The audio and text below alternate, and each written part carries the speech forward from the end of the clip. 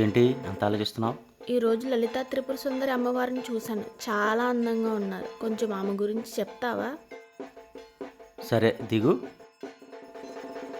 ఆమె రూపమే సృష్టి, ఆమె నామమే శక్తి. ఆమె నిత్య కళ్యాణి, చైతన్య స్వరూపిణి. సూర్యచంద్రులు ఉదయించకపోయినా శ్రీ లలితా త్రిపుర సుందరి జ్యోతి ఈ లోకాన్ని ప్రకాశింపచేస్తుంది. కానీ ఆమె శక్తి ఎంతటి శక్తి? ఆమె శ్వాసలోంచే వేదాలు పుట్టాయి. శివుడు కూడా ఆమె లేకపోతే శవం. మహిషాసురుని సంహరించి ఈ లోకాన్ని రక్షించింది. ఆమె ఒక తల్లి కరుణ, ఒక యోధురాలి పరాక్రమం, ఒక జగద్గురు దివ్య జ్ఞానం, ఈ ముల్లోకాలకు ఆధారం. యాదేవి సర్వభూతేషు శక్తి రూపేణ సంస్థిత.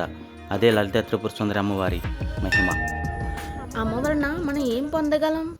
అమ్మని ఒకసారి హృదయంలో తలుచుకున్న వాడికి ఈ జగమే మోకరిల్లుతుంది. జీవితం యుద్ధమైతే ఆమె ఆశీర్వాదం మన ఖడ్గం. లలితా త్రిపుర సుందరి అనగానే ఈ ప్రపంచమే సింహాసనం, భక్తుడే మహారాజు అవుతాడు.